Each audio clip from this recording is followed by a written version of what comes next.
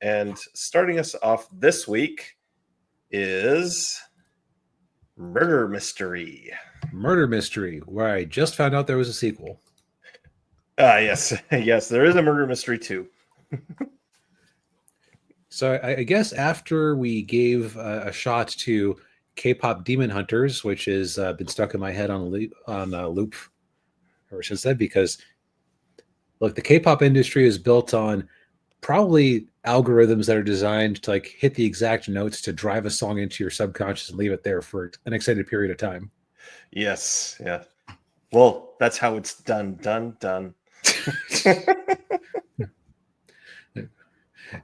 You need to be taken down. Anyway, after one good experience, Daniel suggests that we give another Netflix original a quick go. And so we have the Adam Sandler and Jennifer Aniston comedy Murder Mystery. Yes, and it's kind of a contemporary take on like a classic Agatha Christie story with a pair of a married couple who, let's face it, probably shouldn't be trying to solve any murder mysteries. No, no, they really are outside of their depth on every level. Yes, yeah. Yeah, so basically the crux of the movie is you got Adam Sandler and Jennifer Aniston, who are Nick and Audrey Spitz. They're from New York. Nick is a NYPD sergeant, and Audrey is a hairdresser. And their 15th wedding anniversary is coming up, and we find out that they actually never went on their honeymoon. So Nick gave Audrey a postcard from Europe of European countryside, and so she's like, oh, really want, he promised he'd take me to Europe someday, and he still hadn't done it. And then, of course, Nick is hiding a bit of a kind of well, I wouldn't say a big secret. He failed his detective's exam, and I think it's like the third time he's tried. But Audrey thinks that he's a detective. Right, and so yeah, he's coming there with a lie, and of course, he can't really afford this trip, but basically, it's clear that their marriage is going through some sort of strain because they've clearly okay. I've never seen Adam Sandler in this mode before of being a bored middle-aged dad. This might be the most I've ever seen him stretch for a role. Yeah. He's usually playing a very his shtick is immature man-child. Right. Yeah. Wacky, selfish, etc. Yeah. This guy is selfish too, but it's basically these two have been married for 15 years, and they're clearly very comfortable with each other, and they don't have any children to distract them. Right. Yeah. So they needed something to shake it up. Yes, and so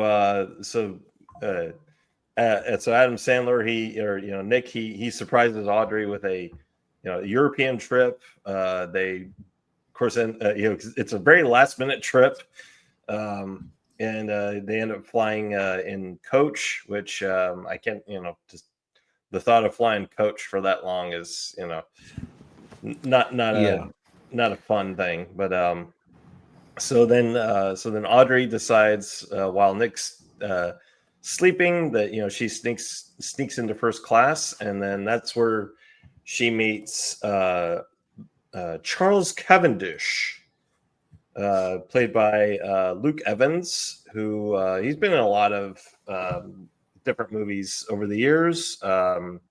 He was in the Hobbit trilogy. He's the guy with the black spear who kills Smaug. Oh, okay. Yeah. And he's been in a lot of others. I think he played Gaston in the Beauty and the Beast live action movie. We won't hold that against him. No, we won't. No. But Charles, was he the star of Dracula Untold? Poor guy. Yes, he was Dracula. Yeah. Ugh. Yeah. Again, we won't hold that against him. But yeah, so he's a the nephew of a billionaire named Malcolm Quince, played by Terrence Stamp, who most people remember, the original General Zod from Superman 2. And hey, I wouldn't get to see him. Oh, Yeah, didn't recognize him. Okay. well, he looks different now than he did when he played Zod. I would think so. Yeah. Yeah. Well, yeah, that was like 45 years ago. Yeah, so his uncle is getting married, and to his ex-girlfriend, which just makes everything very awkward. But they're having a party on his yacht, and so Charles, for whatever reason, decides to invite Nick and Audrey to this engagement party or whatever it is. Yeah. I think it's specifically because it's like, well, what could spite my dad who stole my girlfriend at the altar, basically, more than, or what can I do to spite him? I know, I'll bring in these two obnoxious Americans who do not belong here at all. Yeah. Oh yeah, that's a good way of looking at it. Yeah, and so they're on the yacht, and then that's when we have our little like Agatha Christie moment where we meet our cast of eccentric characters. You've got a Formula One race car driver who doesn't speak any English, or very little Yes, English. very fast. Yes, very good. Yeah. You've got basically a B movie actress who Adam Sandler really likes. Like, oh, God, you're great. You're Grace Ballard. Oh. Yeah, it's very clear that she's Pamela Anderson with a better acting style level. Yes. Like one of her movies she was in was literally called Blow Dart. Yeah.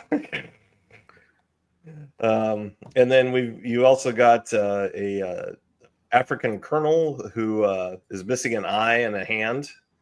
And there's a story behind that involving Malcolm. And he's actually, I actually looked the actor up. He played King T'Chaka in Captain America: Civil War and Black Panther. Okay, I thought he seemed familiar, but I couldn't place it. Yeah. And I guess he went mercenary after those Marvel checks stopped cashing. Oh yeah. Well, if you think about it, it was a very small role in both movies. Yep. Yeah. Well, I more just mean like, man, T'Chaka faked his death just to pursue a career in mercenariness and lost an eye and a hand. Yeah. Ooh.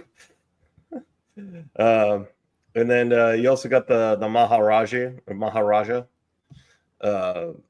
who is British Indian, who talks like an American gangster. Yeah, that's a template in Hollywood movies I notice a lot, where it's like they're trying to play with. Okay, I don't know if this is a thing in Great Britain where you have people of Indian descent who try to sound like a tough American gangster, but fail utterly. Like, or maybe some sort of like comedic, how to put it, comedic dissonance or comedic juxtaposition. I just know I keep seeing it all over the place in movies, and it's never especially funny to me. Maybe it's just because like the Indian people I know don't talk like that and aren't like this at all. Yeah. Well, it is a little cringe. I will, grant you there. Like the other big example I can cite is Ghostbusters Frozen Empire. Oh yeah, that waste of a character. Oh yeah, what's his name? We don't have to worry. Let's move on. Yes, indeed. Yeah. Yeah, and then we've also got like you got Sergei, who's the colonel's bodyguard, who's an ex-Spetsnaz, which, for those of you who don't know, Spetsnaz is like a Russian special forces. And then and of course Malcolm's son Toby, rounding out everybody. And of course the action really kicks off when they're all in the dining hall of the yacht, and Malcolm announces that he's cutting everybody out of the will except for his fiance, And just as he's about to sign the will, they do the little murder mystery thing where the lights go out. There's a commotion, a gunshot, and then the lights come back on, and Malcolm is dead. Yep, with a giant dagger plunged through his heart. Yes, and like, oh, should we pull it out? No, don't pull it out. Like, oh no, they pulled it out. Wait, maybe you shouldn't put it back in.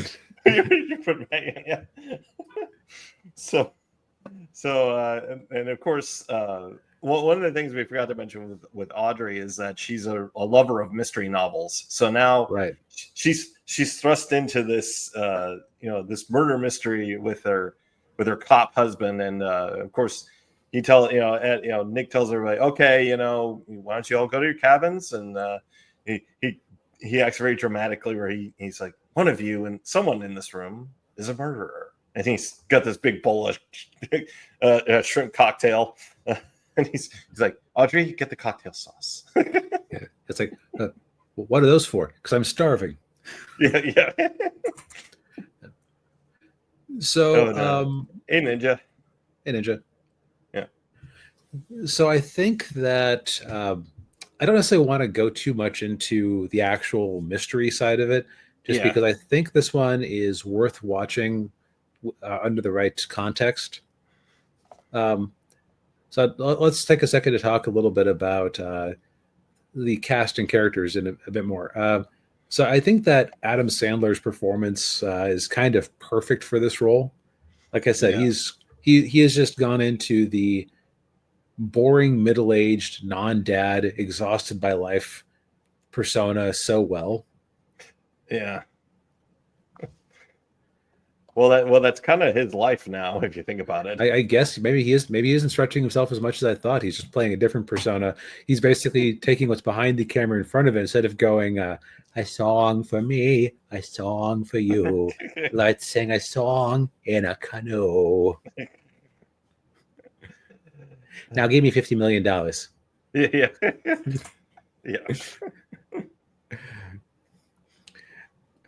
We laugh at Adam Sandler a little bit, but I believe that he is one of Netflix's most successful people. Because I think people were kind of tired of his movies that were just him finding an excuse to take a bunch of his friends like Kevin James and Joe Dirt. What's his name? David Spade and like Rob Schneider. Go on vacation to shoot a movie at a spot, write it off as a tax expense, and put it in theaters. Yeah. I don't think they were interested in doing those theatrically anymore, so Netflix partnered up with them. Yeah. And I've seen a couple of those and haven't been too impressed, but I actually rather liked this one just because it's basically Knives Out if the writer didn't hate you. Yeah. Yes, we're looking at you, Rian Johnson. I came up with the perfect analogy the other day. Rian Johnson and Taika Waititi are basically the same person. It's just that Rian Johnson thinks he's smarter than he is, and Taika Waititi thinks he's funnier than he is. Yeah, that sounds about right. Yeah.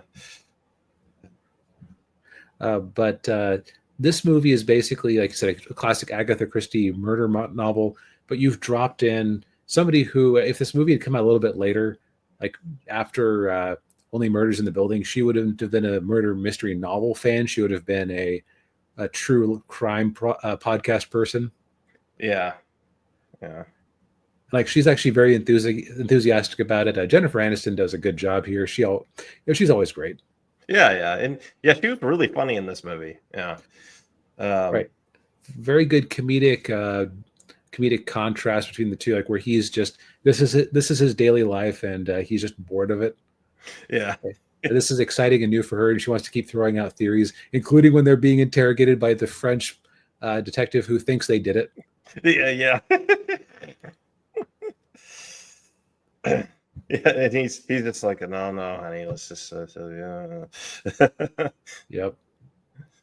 I don't think I would ever say that this is like laugh out loud, bust a gut funny, but it's just consistently amusing and interesting throughout. Yeah.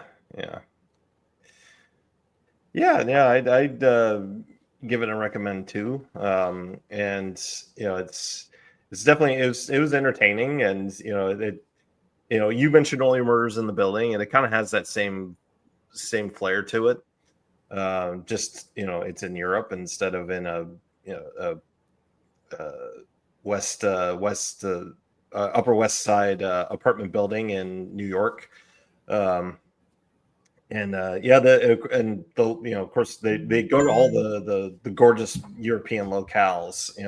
They're in Monaco, and then they're in Lake Como, which I will probably be seeing at some point in my life. But no, not probably. I will be seeing it at some point in my life.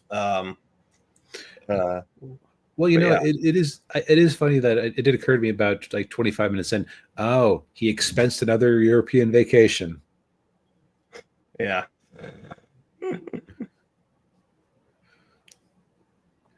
Very clever. yes, yeah.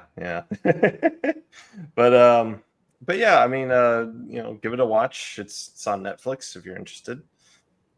Yep. And the murder mystery, I think it holds together. Yeah, yeah. That it's not too out there. Yep. But it kind of keeps you guessing. Yeah.